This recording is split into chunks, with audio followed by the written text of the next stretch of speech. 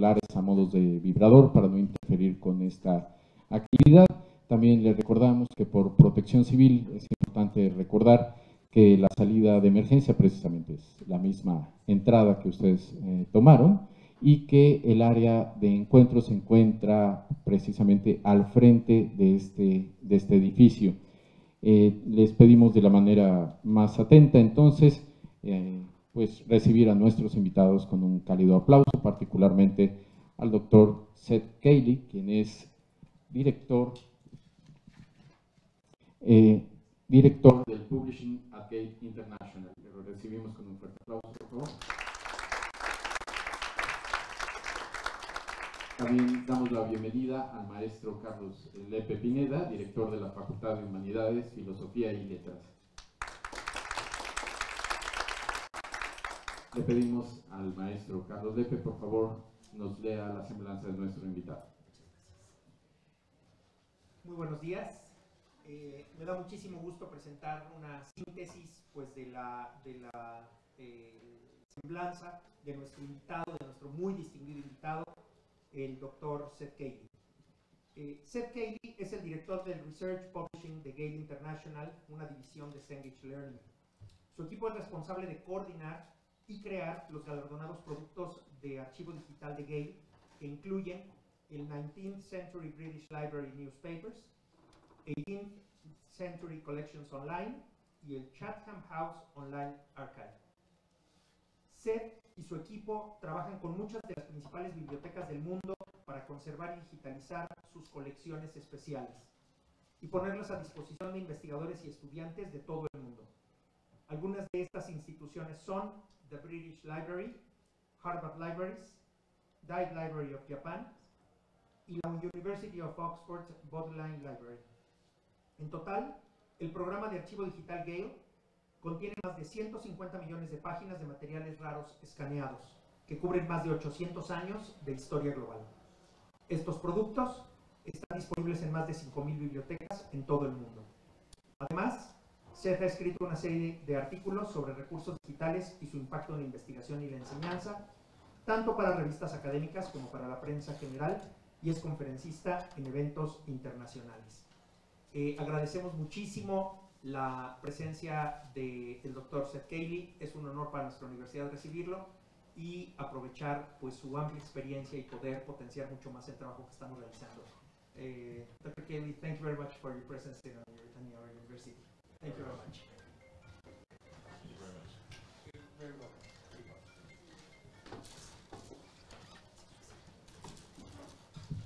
So, good morning, everyone. I do speak a little Spanish, but it's very, very bad. So this will be in English. I hope that's okay. And thank you for welcoming me to your university. I'm from England. This is my first time in Mexico, so I'm very much enjoying my visit here. I am here for the Digital Humanities 2018 conference, which is taking place in downtown Mexico City this week.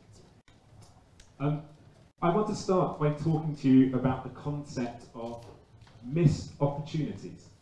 Missed opportunities, things that could have happened but did not happen.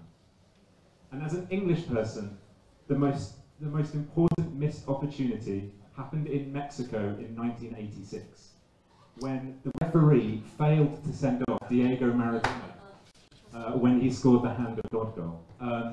The score at this point was 1-1. If Maradona had been sent off, England may have won the match, England may have won the World Cup. So, as an English person, this is the most important missed opportunity. The second most important missed opportunity, I think, is something not so well known, a very forgotten event. In 1925, in Geneva, Switzerland, there was the International Opium Convention. And this was the first major international conference to discuss what to do with drugs. Now, we have to step away a bit. Why am I talking about this? In 1999, I was a student at Oxford University. And I was quite a lazy student, and I used to do all of my work at the very last minute. And my professor at Oxford University set me this question. I had to write an essay on this question. What was the experience of women in the 19th century? Now, for me, this was a very, very difficult question because I don't know what the experience of women is in the 20th or 21st centuries. So trying to write about what the experience of women is in the 19th century was a challenge. So I went to primary sources. I started looking through old newspapers to try and see what things were being written about women in the 19th century. And I came across this newspaper called the Illustrated London News. And every week in the Illustrated London News, there was an article called the Ladies' Column. And it was a column in the newspaper every week that was written by women, for women. And this was very interesting because you could see the issues that mattered to women of the day. And as I was reading it, I saw this article that really caught my eye. Because in the article, the writer says, talks about her recent experience with cocaine. This was very, very odd to me. And as I read the article, what I realized was that she was talking about traveling on boats, and she was using cocaine to deal with seasickness. And this was apparently very common. At the time, you could go to a pharmacy and you could get cocaine, and that would be a medicine to help you deal with seasickness. So when I wrote this essay, what was the experience of women in the 19th century, I wrote this essay saying that many women in the 19th century were stoned and high on drugs, and it was a very, very weird time to exist. And actually, this period of time has a name. So at this period of time, you could get heroin, cocaine, opium, you could drink absinthe, cannabis was widely available. And this period of time has been called by historians the Great Binge. This was a period of time when drugs that today are illegal were legal, and in many cases were sold as medicines. So I found this very fascinating, and I carried on doing more research. And if you go into newspapers, you can see articles from the time. Doctors are using cocaine as an anesthetic. They are using it to treat noises in the ear, the condition known as tinnitus. Cannabis was being used to treat eye problems. And for the men, it was also being used as a cure for impotence. So in all of these cases, you know, drugs that we now think of today as illegal were being used for medicinal purposes. But this is not to say that there were not other views. If you go into the newspapers, you can also see there were many articles at the time about abuse of drugs and addiction. You can see that there are some people, particularly religious groups, who are very much advertising drugs as deadly and dangerous. And there are many sort of sensational stories about people becoming addicted and going mad and insane from drugs. Often these people are doctors who are prescribing themselves their own medicines.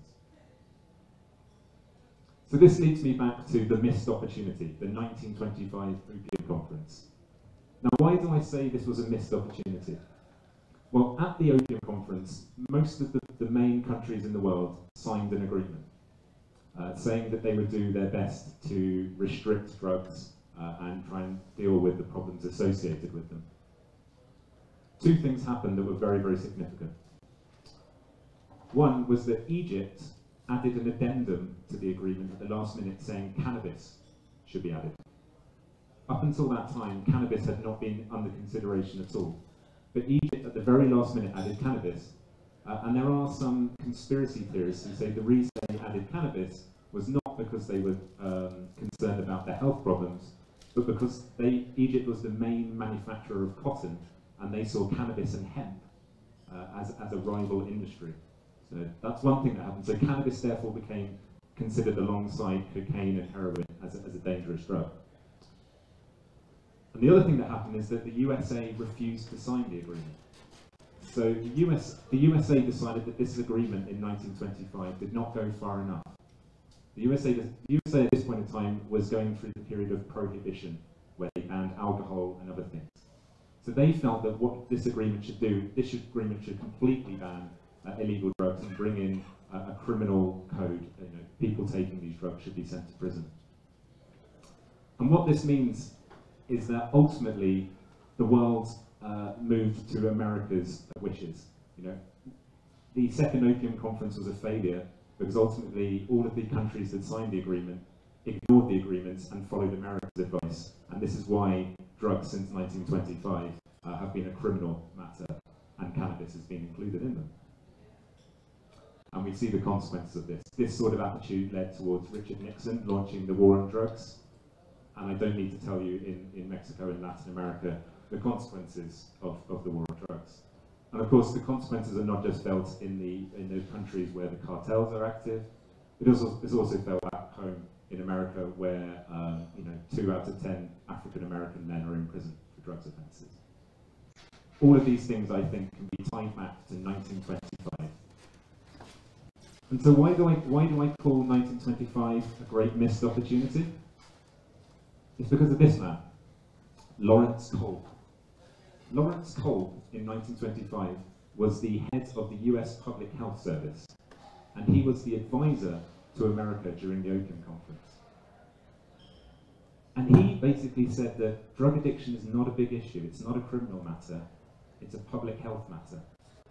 And he actually advised, and he said this later, we should not be locking up drug addicts, we should be looking after them in the way that we look after alcoholics and people with heart problems. This is how we should be treating these things. But he was ignored. And you can see letters of his in our products for pages and pages where he's pleading for the US government to take a health view of the drugs issue rather than a criminal view. But he was ignored. And I think today we live with the consequences of this as a missed opportunity. So, this was just a little case study of what you can do with the Gale Primary Sources Programme. Every document you have seen there when I talked about the 1925 Opium Convention is available in Gale Primary Sources.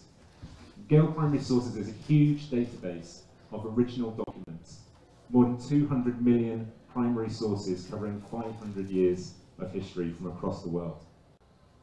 To show you sort of how it works, just as a little case study, I took Santa Teresa, or Teresa Rea to use her Christian name, to see what we have regarding her in our archive. So you do a keyword search, and then you bring back results, and you get results across many different kinds of materials, manuscripts, newspapers, in other cases maybe monographs or photographs, maps. And then you can go into the documents and see them as they actually looked. So you can see the newspaper page as if it was in front of you. So in this particular case we're seeing a depiction of Santa Teresa curing the sick and the poor. You can see she was attracting international attention, her work amongst the poor, and possibly her revolutionary activities, as some people saw them, are being written about in many papers around the world. In here you can see she's been described as the Mexican Joan of Arc.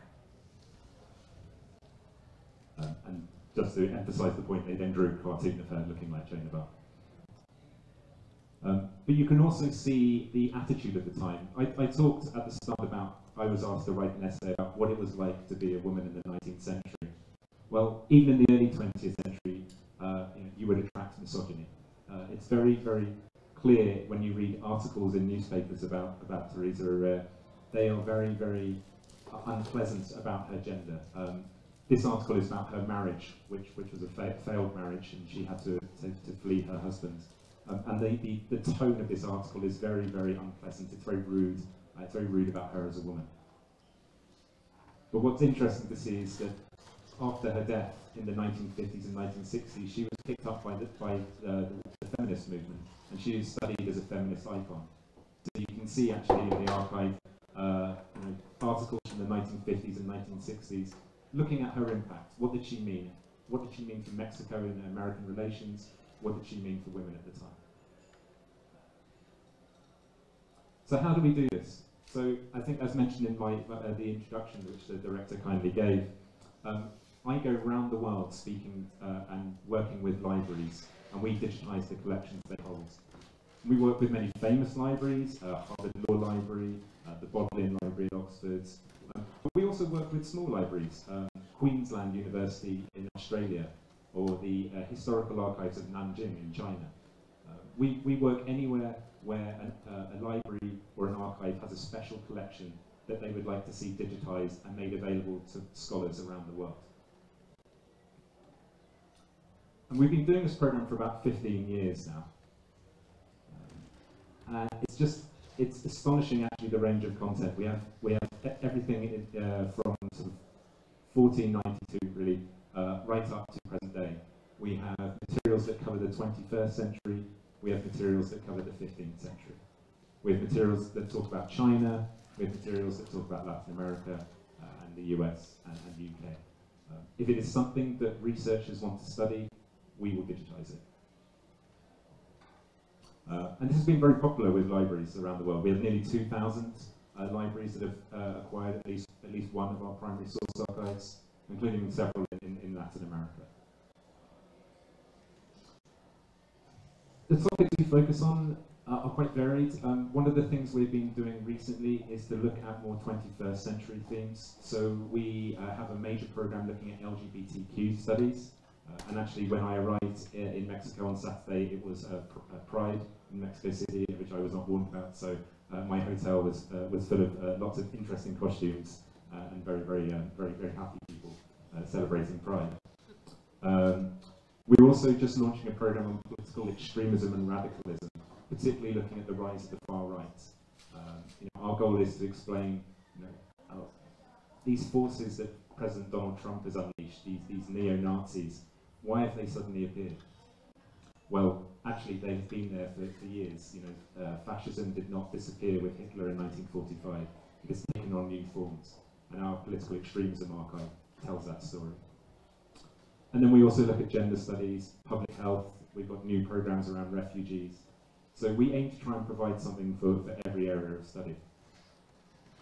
But we also look at deeply historical themes. One of our most significant collections is Sabin Americana, which is a huge database of around 13 million pages based on Joseph Sabin's bibliography. Joseph Sabin was a very well-known bibliographer in the late 19th century who wanted to collect every single book written about the Americas since Columbus's time. And we have digitized the vast majority of everything in his bibliography.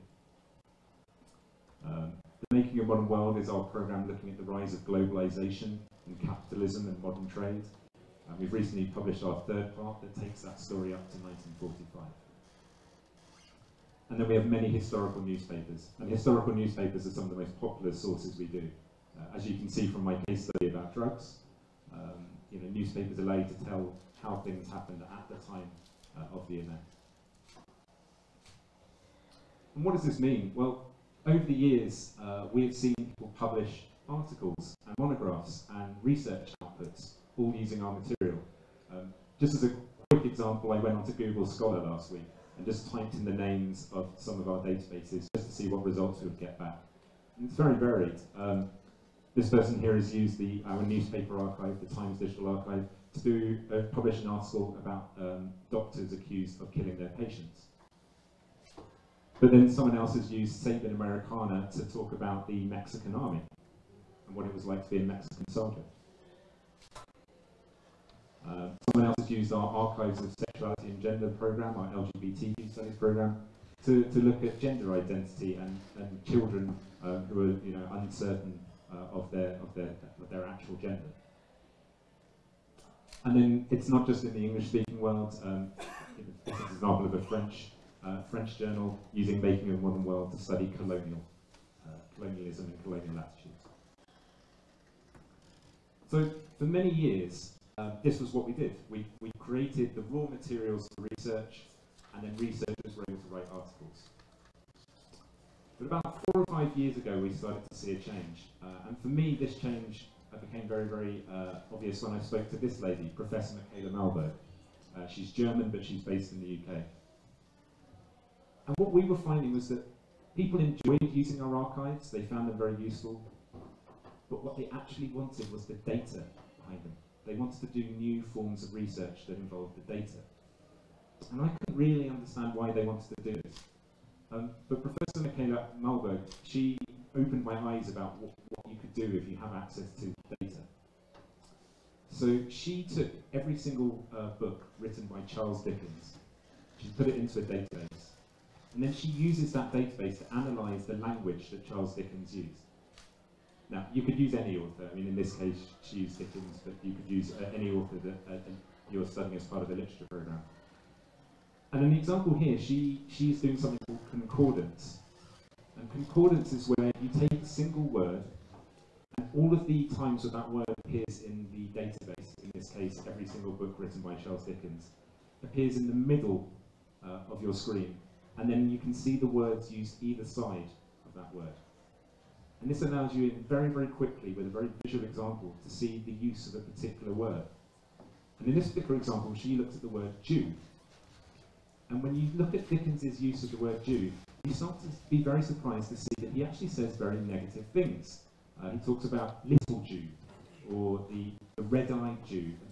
These are very, very basically anti-Semitic words. And this was quite surprising, because people do not think of Charles Dickens as an anti-Semitic, anti-Jewish writer.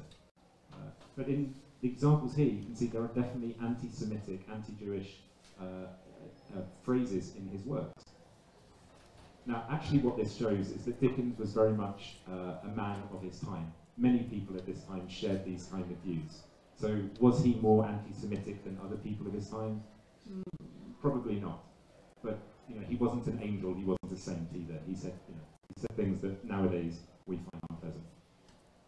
Now, you might see this if you read his books. If you read his books, you might start to spot these phrases, but it would take a very long time. She was able to do this in seconds. She was able to do this sort of analysis in seconds. Once she had the data, this became very easy to do. And this is what I mean by data. On the left here, you've got what we traditionally do, which is the images, the primary sources. But to do the work that Michaela Malberg was doing with Dickens, you need what's on the right. You need the raw text. You need metadata. You need the XML. You need the code. Now, in our own sort of platform, you can do some limited things like this. We allow you to do the frequency of words. So in this case, I'm looking at Zapata and like how frequently in our database people talk about him. And you can see there's a spike around the time he died. But more interestingly, there's a much bigger spike around the time of the anniversary of his death. In 1989, there was clearly some kind of huge commemoration around Zapata. You will probably know better than me. And other things you can do in our native platform that I like digital humanities are term clusters. In this case, I've looked at the phrase Mexico and the border, and what our platform does is it allows you to see associated terms. And what was interesting is when you look at Mexico and the border, one of the phrases that comes up frequently is Lopez Portillo, and I looked at this, and it shows you how different US-Mexican politics were in the 1970s, where the president or prime minister of Mexico was able to go speak to President Gerald Ford in the US and talk about cooperating over the border. Now, nowadays, I don't think we would see Trump doing this. So, the last thing you can do in our platform that helps you to do the kinds of things that Professor Michaela Malberg was doing is you can download the text. So you can take a document like this from the US government, you can download the raw text, and this allows you to use a tool such as Voyant Tools. Voyant Tools is an open source tool that allows you to do textual analysis. So by downloading the text from our platform, you can put it into something like Voyant Tools, and for free, you can do all sorts of visualizations and analysis. This is available to you today. But this is limited. The problem with what you can do in our platform currently is it only allows you to do one document at a time.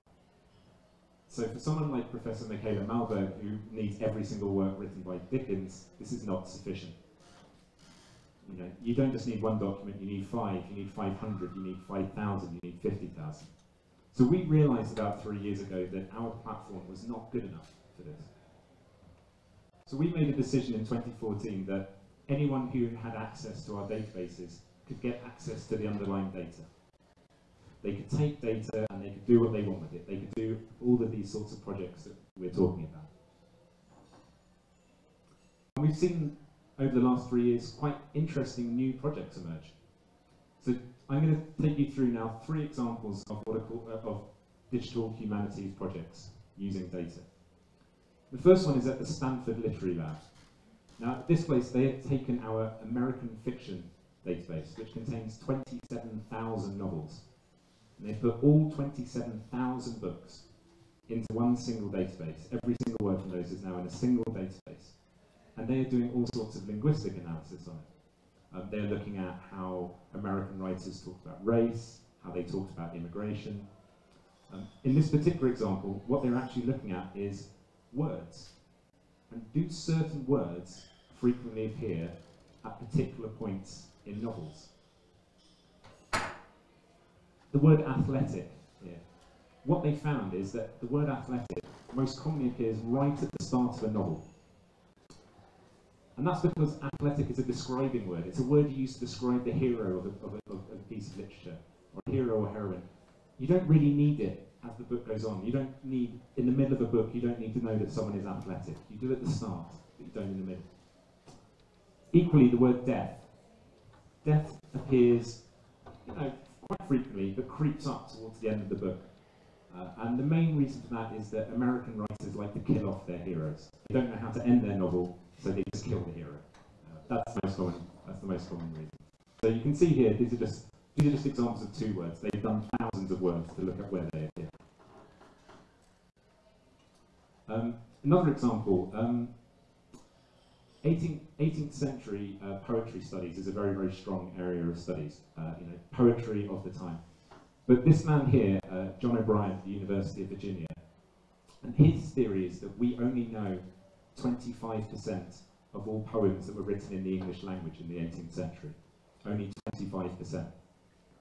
And he thinks the reason for this is that most poems were written in newspapers. And because they're written in newspapers, we have not found them. They've been lost. So he has taken every single one of our 18th century newspapers, and he is working with his computer science department, and they have created a program that can tell the difference between regular writing, prose writing, and poetry. And then they are automatically extracting the poems from the newspapers for analysis. And he thinks this will mean that we can triple the known number of poems from the 18th century. And of course, this tool he's created is in English, but potentially can be adapted to other languages. And then my final example is an odd one we didn't expect. In printing in the 18th century, the printer was the key person, the printer was the publisher. And every printer had their own little symbol, these printer's marks. Now, with 18th century books, we don't always know who the printer was. But if we see another book that has the same symbol, and we know who the printer of that book is, we can go, well, we know this printer is Cayley and Sons, therefore this book with the same symbol is also printed by Cayley and Sons. And this is important because in the 18th century, publishers were much more powerful. They were literary agents, they were often political activists. So if you knew that someone was published by a particular printer, you might know, this person was a revolutionary, or this person was a conservative, or that this person was part of the power network of a particular person. So Hazel Wilkinson at the University of Cambridge has created a database of these printers' marks, and she's using them to work out who the publishers are of every 18th century novel.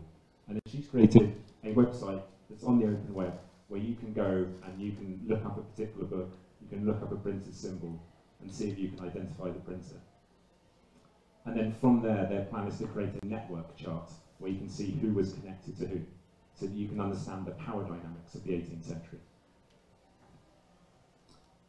All 3 of those examples were possible because we made data available. But while this is great to see, we realised over the last 3 years that there are challenges when you make data available.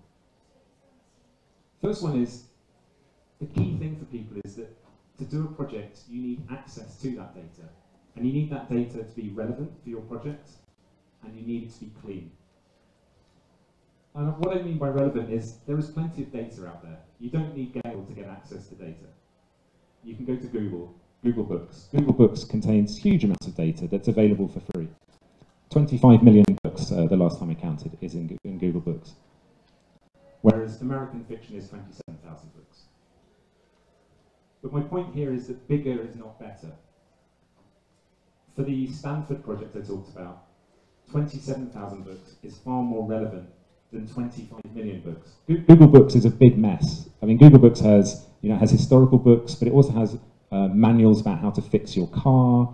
It has children's books from the 1970s. It has magazines.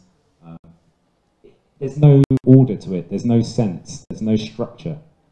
When you're doing a digital humanities project, you need structured data that's relevant for your question. And you also need that data to be clean. This is an example, this is a diagram from a group in Finland at the University of Helsinki who are explaining the problems of digital humanities. And that most digital humanities projects, you spend 80% of your time cleaning your data, making it available for your tools, and 80% cleaning your data. Another 80% of your time writing your computer programs, which means you have minus 60% of time to actually do any research. Cleaning data, no one gets a PhD, no one becomes a professor to spend their time cleaning data, changing lowercase letters to uppercase, deleting weird characters. That's not what people are trained to do. But when you do digital humanities, 80% of your time is doing just that. It's spent using the delete key and changing things from uppercase to lowercase. And this is just to emphasize the point about relevancy. The American fiction corpus at Stanford is now being used for 4 projects. And the reason they like it is that it's got these definable borders. You know exactly what is in American fiction. You don't know what's in Google Books. You do know what's in American fiction. And it has good metadata, has clean metadata. And that's why they use this for their project. Challenge 2. This one was very surprising to us. When you give data to a university, we have to give it to them on a hard drive like this. And this becomes very problematic for librarians because they need to find a way to put that data somewhere in the university system where it can be accessed by multiple users. Now, I thought that would be easy, but I have now spoken to 10, 20 libraries. And so the real problem when you're trying to put data on a university server is that the IT department really do not like you. The IT department will say, no, we haven't got the space, or there isn't a secure place to put this, or you'll need to pay for X amount of storage from your department budget. It's actually surprisingly difficult to host terabytes of data. So this is something that has come back to us. This is a challenge that libraries tell us. Where do we put your data? And then the third challenge, and perhaps the most significant one, is digital humanities is great if you are a skilled programmer and a historian or a literature scholar or a linguist. But most people are not computer programmers. I would say in humanities departments around the world, there are about 1% of people who are both skilled researchers and computer programmers. There are 9% of people who are lucky enough to have a very, very good and cooperative computer science department. So they might be a very good literature scholar, and they have access to a very, very good computer studies department. So that's 10%. 90% of universities and libraries around the world, they would love to do digital humanities, they just lack the skills. Because where do you start? There is no single way to do digital humanities. There are multiple techniques. There are multiple programs. You can do things in Python. You can use Tableau. You can use R. You can use Excel. You can create your own scripts in XML. You can go onto GitHub and download programs. Where do you start if you are a beginner? It's not easy. Why should all of this matter? I think the reason many of you have come here today probably tells you, why. There is interest in digital humanities. Digital humanities is being seen as a way to teach students skills. It's teaching them a way to be data scientists, to analyze large sets of big data. We know from reading the media that big data is going to be one of the big future areas of work. Being able to be a data analyst is going to be a very useful skill. So by teaching and studying digital humanities, we're teaching students useful skills. digital humanities is being seen as potentially a way of disrupting university studies, of changing humanities study, of asking new questions, of overturning old ways of thinking. And then because of this, there are huge numbers of digital humanities organisations opening up around the world. And there are jobs everywhere. So, in many places, the humanities is seen as under attack. History, literature, philosophy, they're all losing their budgets. But around the world, digital humanities is getting funded. In universities where science, technology and medicine is seen as the gold standard, digital humanities is seen as a way of making humanities similar to science. And that's why this year we are creating something called the Digital Scholar Lab. We are preparing to launch this in September. And the idea behind the Digital Scholar Lab is to solve those three challenges: the access to clean data, the place to host it, and easy to use tools so that anyone in the 90% can become a digital humanities scholar. You'll have access to all of the data from Gale primary sources. All of our primary source archives, the data will be available, and it will be available in the cloud. No more arguing with university IT departments about where to put terabytes of data. Gale will be hosting the content in the cloud. And we will have easy to use tools. The idea is that anyone, an 18-year-old undergraduate student or a professor who has been teaching for 50 years will be able to go into the Digital Scholar Lab, choose some data, and within 3 clicks be able to start doing basic digital humanities analysis. We want to make it as easy as using Google. These are just some sort of artist impressions of how it will look, but the idea is that if you can use a keyword searching database, you can use the Digital Scholar Lab. You'll create your own content set, and then you'll take it to your workbench to do your analysis. We're taking extra care to do this right. We've been working with a specialist agency in the digital humanities called Agile, who helped create some of the tools that already exist on the open web. And we are hiring PhDs in-house. Wendy Kurtz, for example, who's from UCLA and a specialist in the Spanish Civil War. She is an in-house expert on digital humanities, advising us about how to develop this lab. So earlier this year, we started beta testing with a number of universities. We got them to use an early version of the lab and explain to us, is this useful? Why is it useful to you? One of the things they said, and I won't bother to read this out too much, is they said, our real problems are, it's very, very challenging to clean documents, and getting the data together and getting access to relevant data is one of our biggest challenges. And then the green bar there is knowing how to use tools. So those 3 challenges that I talked about, that's exactly what people are telling us. And that's what our beta customers told us. Those are their biggest problems.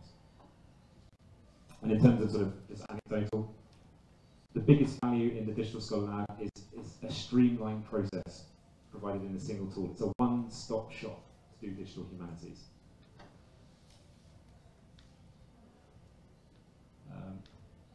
This is one I liked. It's much more comfortable with using the Digital Scholar Lab, where the tools are very straightforward and easy to use. Many scholars are embarrassed that they don't have computer skills, they don't have programming skills. The Digital Scholar Lab takes away the embarrassment factor. It's easy to use, therefore you don't need to feel embarrassed or anxious. And then this one, the Digital Scholar Lab helps create the data set, which is the hardest part. If you were a digital humanities scholar today, you would have to go to multiple sources to find the data you want, put it together, make sure it's all in the same format. We've done that hard work. We've taken away the 80% of your time spent cleaning and collecting the data. So we're launching in September. There's going to be various tools available at the start, but the long-term plan is to allow users to create their own tools, their own little programs, and share them with other users. Also at the start, it will just include Gale primary sources, but our plan is to include content and data from other sources such as HathiTrust, Google Books, and other open access projects. so that this can be a single place for researchers to do digital humanities, whether it's using Gale content or using other content. So in conclusion, I'd like to say, don't miss the opportunity like the Germany team last week. Be like these guys. Yeah. Take the opportunity. Thank you very much.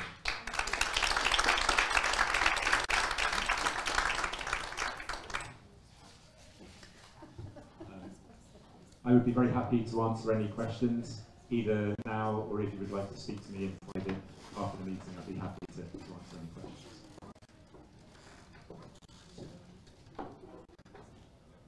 Thank you very much for your time.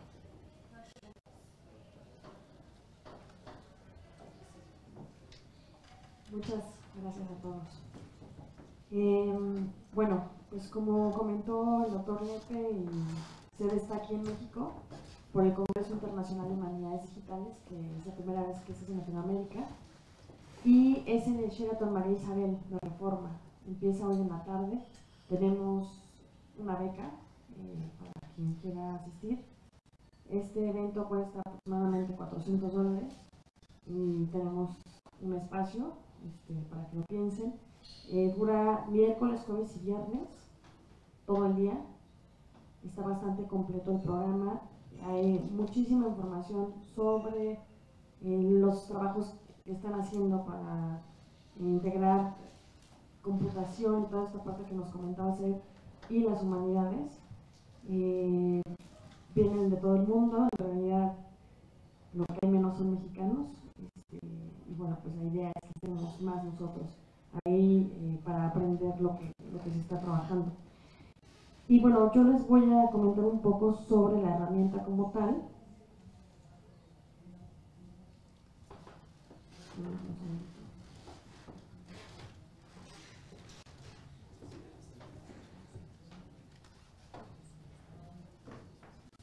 Bueno, en lo que...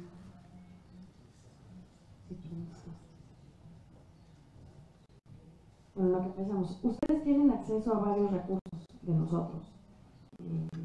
Algunos son de literatura, no sé si ubican Literature Resource Center o LitFinder. Son bases de datos de ensayos y una serie de críticas literarias. Son estas bases de datos que ustedes tienen, además de National Geographic. Trabajamos directamente con las facultades de artes, con la facultad de... ¿Qué otra facultad? Con la doctora... Con la Facultad de Arte principalmente, y Ana Molina, y bueno, pues con biblioteca, obviamente. No sé si alguno de ustedes ya sepa o tenga ubicado esas plataformas. Están en la página de la biblioteca como Gale, y bueno, pues ahí entran a todos los recursos que tienen. Además tienen libros electrónicos. Nosotros para fortalecer esta parte de las fuentes primarias o la parte de humanidades, vamos a activar un periodo de prueba de un mes, en donde ustedes van a poder explorar esta plataforma, que es la que usó Seth para explicar estos casos, y lo van a ver con este logotipo, que es Gale Primary Sources. Y como comentaba Seth, todo lo que se va integrando de estas colecciones está en esta plataforma.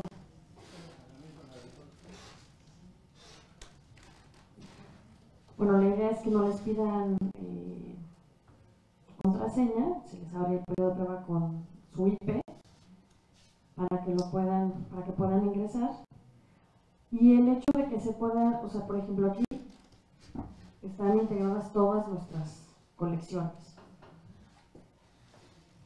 La colección del siglo XVIII, siglo XIX, American Fiction, que se comentó, los archives de género, para quien esté interesado en esos temas, los periódicos de Economist, de Herald y algunos otros. Making of the Modern World, perdón, es una de las colecciones más robustas que tenemos, uno de los programas más robustos. Y hay, por ejemplo, para la gente que está en estudios económicos, por decirles Colmex, INA, UNAM, lo tienen porque, pues bueno, por la naturaleza de su investigación, sus líneas de investigación, para ellos es muy importante tener este tipo de contenidos. Entonces, en la manera en la que ustedes van robusteciendo sus colecciones, van a tener acceso, obviamente, a más contenido y pueden hacer una búsqueda con una sola palabra y les hace una referencia cruzada con todas las colecciones que tienen, a las que tienen acceso. Entonces, por ejemplo, voy a poner rápidamente la palabra México. Nosotros hemos trabajado con el Archivo General de la Nación para que no solamente tengamos contenido de Estados Unidos o de Reino Unido, que es lo más común en estas áreas, sino parte de lo que hace su equipo es que tratamos de tener colaboración con otros organismos para que la historia de otros países se vea reflejada en nuestras colecciones. Entonces, este trabajo que se hizo con el Archivo General de la Nación, se digitalizaron 3 colecciones, una básicamente de Revolución Mexicana, una que se llama Cuartel General del Sur, otra que se llama Emiliano Zapata y otra de Revolución Mexicana, además de otra más del Departamento de Gobierno de Estados Unidos, que es sobre Revolución Mexicana. Hicieron toda la curaduría de contenido, la minería de texto para que sea más fácil la recuperación de información, y todo se dispone en esta plataforma. De lo contrario, pues lo que tendríamos que hacer, o lo que tendría que hacer un investigador, que es normalmente como hacen, es que van al Archivo General de la Nación. Ahora ya no puedes ir nada más porque sí, tienes que hacer una cita por teléfono, te prestan ciertos documentos, obviamente hay documentos que ya no están disponibles porque están en cámaras frías o pues simplemente no los prestan, y en ese caso pues obviamente es mucho más tardado el tiempo que ustedes tardan, que ustedes invierten en este tipo de trabajos, y pues como decía Seth, están utilizando más tiempo en recuperar información que en realmente analizarla y crear un nuevo producto, una nueva investigación. Por eso es que siempre este problema con humanidades, en el sentido de, bueno, pues ciencias fácilmente tiene todas las becas, todos los apoyos de los gobiernos, etcétera, porque es tangible la producción científica que ellos tienen, y pues tienen ciertas evaluaciones. Ustedes saben que son, dependiendo del número de citación que tienen sus trabajos, es que sí se mantienen en el SNI, etcétera. En el caso de humanidades ha sido siempre muy polémico este aspecto de cómo evaluar a los humanistas, donde normalmente publican en libros y realmente el gobierno o los gobiernos en general no están entendiendo cuál es el valor que tiene estos productos finales que tienen los humanistas, cuando pues obviamente es súper importante, no es nada más la parte científica, sino el cómo la sociedad está integrando los conocimientos, entre otras cosas. Entonces, si ustedes tuvieran acceso a todas las colecciones, que si yo busco México, tengo estos filtros. Los filtros me van a decir por tipo de contenido, o sea, por tipo de publicación. ¿Cuántos documentos hay? 69,000, cerca de un poco más de 69,000 monografías, manuscritos, periódicos y revistas, revistas de divulgación, fotografías, mapas, imágenes, etc. En la plataforma no nada más vamos a ver esta parte ordenada, que eso es finalmente lo que queremos.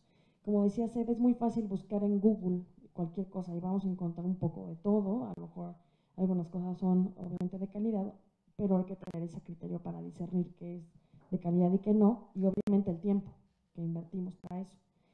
En este sentido, además de que no todo, o más bien van a encontrar aquí cosas que no van a poder encontrar en Google porque pues no están abiertos, es el ordenamiento, o sea, las facilidades que da la plataforma per se. Y para esto existen estas funciones, como el término, la agrupación de términos. Entonces, de mi búsqueda original, yo puedo ver, para ir acotando, haciendo filtros gráficos, que es normalmente como trabaja nuestra mente, podemos utilizar estas herramientas de apoyo, en la que yo digo, bueno, México, pero yo quiero saber más de México en qué aspectos. Y me va a dar una serie de opciones para que yo pueda ir de lo general a lo particular. O si no les gusta en forma de rueda, pues está en forma de panal, por ejemplo. Entonces, por ejemplo, si usted quisiera estudiar algo sobre la Ciudad de México en nuestras colecciones, podríamos ir a, ok, México, me voy a México, a Ciudad de México, y por ejemplo, advices, que me parecería algo adecuado. Porque de hecho me estaba preguntando algunas cosas y la verdad no supe cómo contestarle porque no soy historiadora y tengo muy mala memoria además. Y me decía sobre los monumentos de México que qué recomendaba yo que visitara. Y le dije, mira, yo te recomiendo que vayas a nuestras bases de datos y veas mejor lo que hay. Además de esto tenemos otras bases de datos más actualizadas, obviamente no de fuentes primarias, sino en las revistas de recomendaciones. Entonces, ya que estoy en uno de los resultados que me interesarían, por ejemplo, le puedo dar clic y veo el documento original.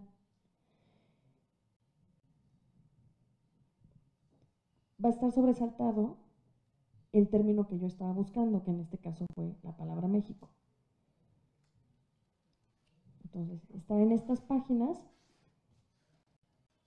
y me dice en todos estos artículos qué otras cosas voy a poder encontrar.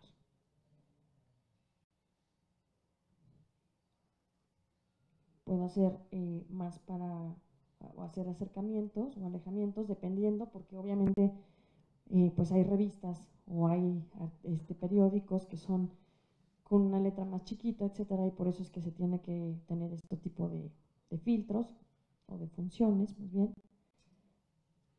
Yo además puedo descargar este contenido, lo puedo descargar en PDF, puedo compartirlo en redes sociales y esto es muy útil para la cuestión académica. Ustedes pueden compartir a sus alumnos algún artículo y dejarlo de tarea. Lo que van a ver los alumnos es como si fuera, o sea, es un HTML, es decir, como si fuera una fotografía. No van a poder explorar en la plataforma.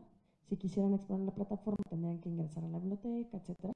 Pero es una forma fácil para que el alumno entienda que este tipo de contenidos son los que ustedes están haciendo ustedes la investigación previa a la clase y ahí puedan hacer la discusión.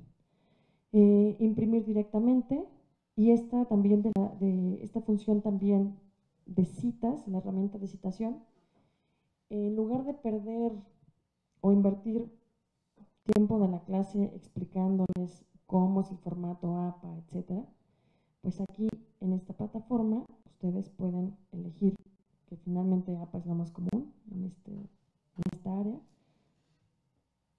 y el alumno lo tiene automáticamente en formato APA y lo puede descargar. En el caso, por ejemplo, de los alumnos que están haciendo las tesis, porque ellos cuando ya se interesan por usar las citas, pueden utilizar un gestor de referencia. Tenemos la facilidad de utilizar EndNote o ProCite, o si tienen algún otro gestor, pues lo bajan a texto plano y de ahí lo traducen a cualquiera de los gestores que se pueda manejar. Y es una forma en la que nosotros estamos ahorrando el tiempo, o el alumno puede ahorrar tiempo, utilizando bien la plataforma, porque pues bueno, no está coma, el año, coma, el apellido del autor, coma, no sé qué. Eso finalmente pues no se lo tiene que aprender de memoria, ya están en las plataformas. Y también lo puede mandar por correo electrónico. Si ustedes no tienen una página de Facebook, por ejemplo, para su clase, pues lo pueden mandar a los alumnos. Ahí hay una capacidad hasta de 25 correos a los que puedan mandar, separados por punto y coma. Entonces, si se fijan, ya el contenido, cuando encontraron lo que les interesa, tienen varias funciones y bastante amigables para que ustedes puedan hacer uso de estos contenidos. Regresando a la página principal de la plataforma, y lo que platicaba Seth sobre relación de términos, está una función que se llama Term Frequency. Y esto lo que va a relacionar son dos palabras, o varias, dependiendo de lo que ustedes quieran, pueden agregar búsquedas. voy a relacionar, por ejemplo, la palabra violencia y la palabra mujeres. Se recomienda que las palabras que ustedes busquen sean en inglés, porque finalmente pues es la mayoría del contenido que van a encontrar ahí está en inglés. De hecho, aunque ustedes buscaran algo de Revolución Mexicana, pues mejor búsquenlo en inglés y van a aparecer las colecciones del AGN. Simplemente son las etiquetas que utilizamos. Y aquí pongo graficar, o le indico que me grafique todos los contenidos. Y fíjense cómo está el periodo de tiempo de 1085 al 2018. Lo voy a acotar porque si no se va a tardar mucho.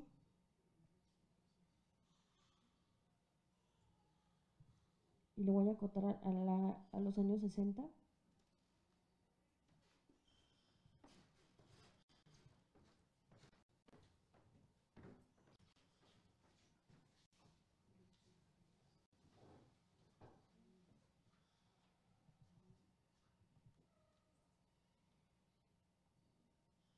Listo.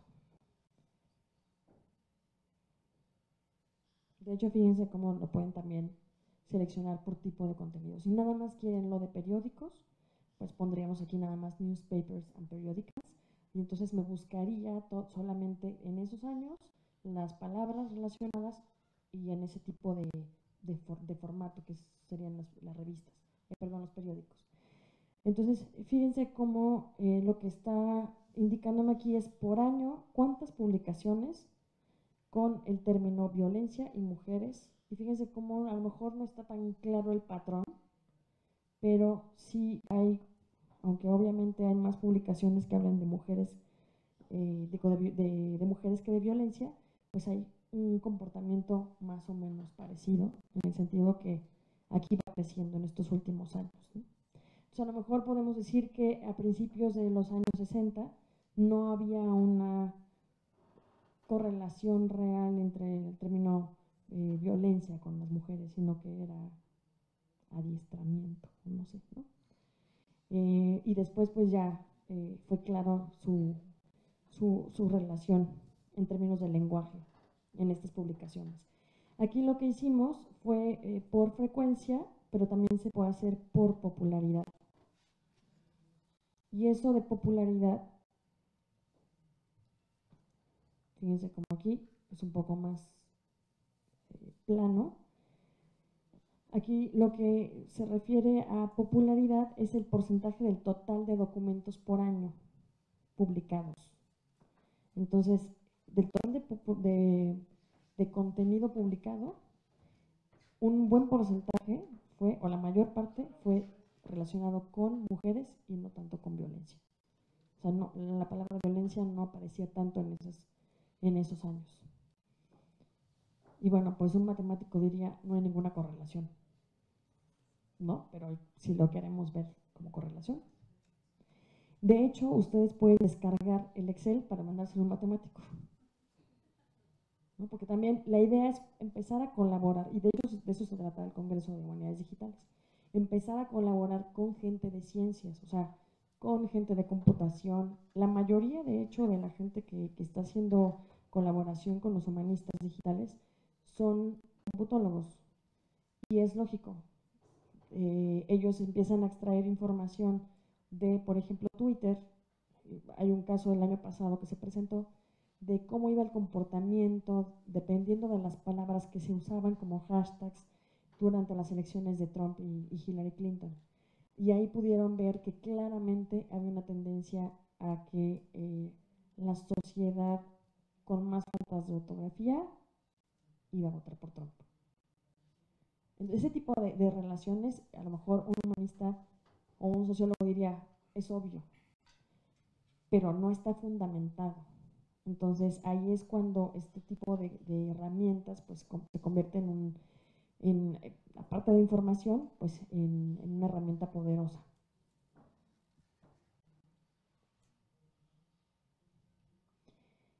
Les voy a platicar un poco también sobre qué van a encontrar en esta plataforma.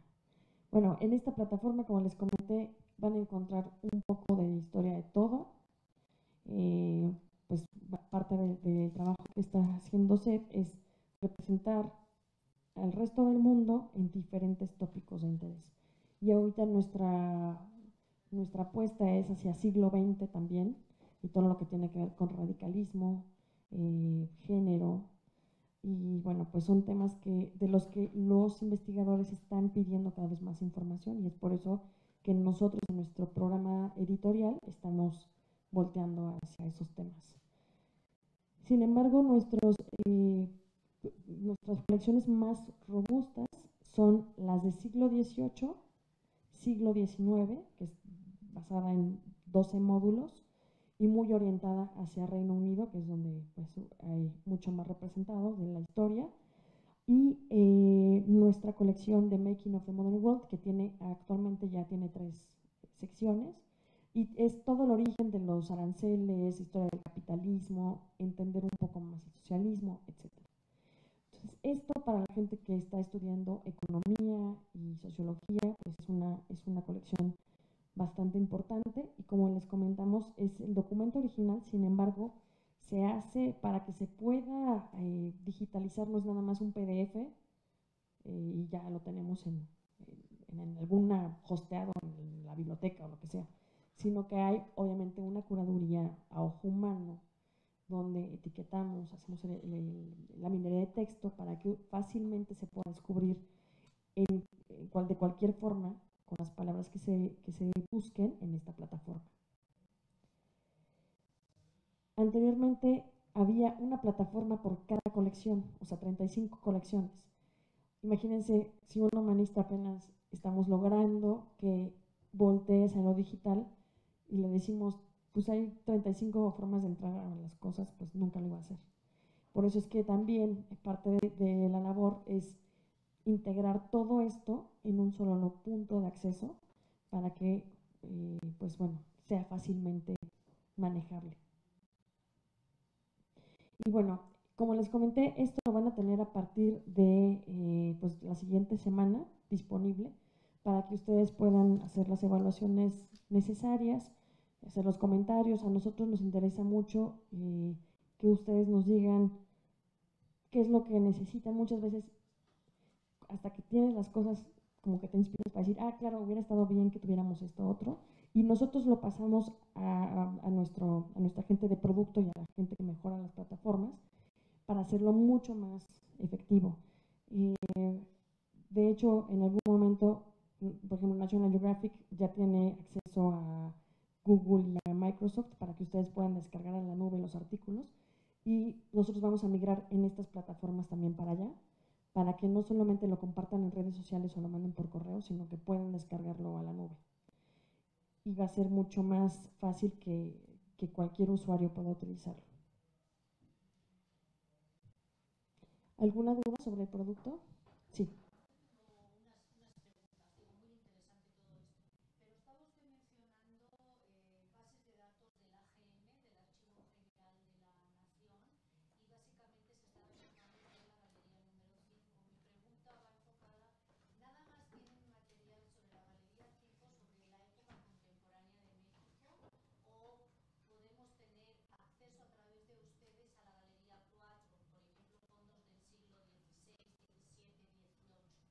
No, tenemos, de la AGN en particular, tenemos solamente estas 3 colecciones de Revolución Mexicana. El Archivo General de Indias, por ejemplo, ¿tienen ustedes acceso también a esos siglos de historia moderna o yo tengo que hacerlo como lo he estado haciendo hasta ahora? Pues tenemos una colección que se llama World Scholar, que viene representado algo de Latinoamérica y seguramente debe haber algo de ahí. Lo que Sabina Americana también.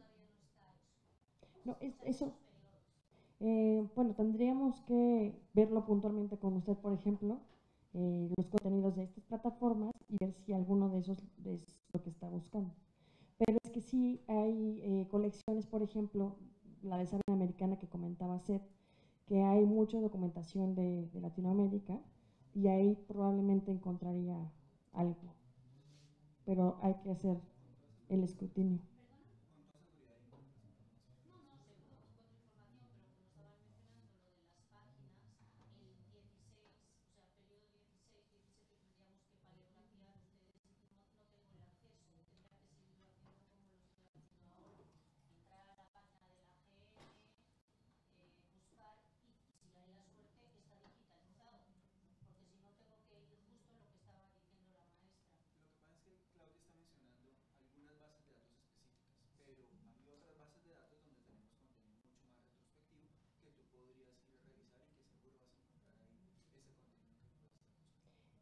sería bueno que ahora que tengan el periodo de prueba, hagamos una búsqueda en conjunto, ver qué encontramos y pues sí.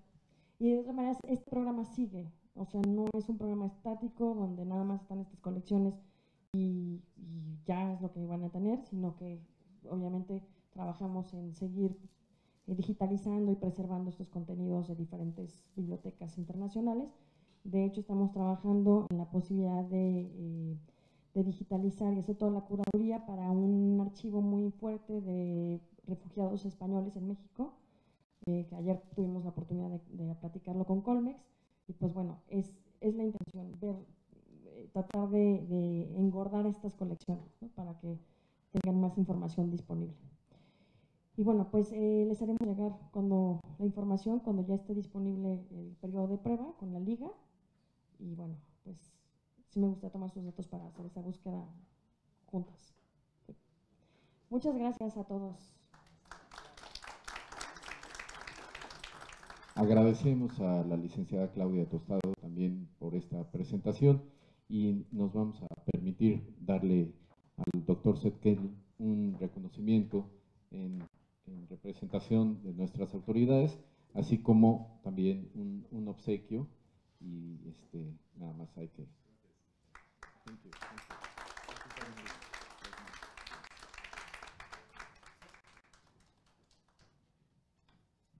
A todos ustedes, muchísimas gracias, estamos en contacto, por si tienen alguna duda, muchísimas gracias a todos nuestros compañeros de la biblioteca que nos acompañaron y que pues van a tener esta responsabilidad con nosotros. Muchísimas gracias.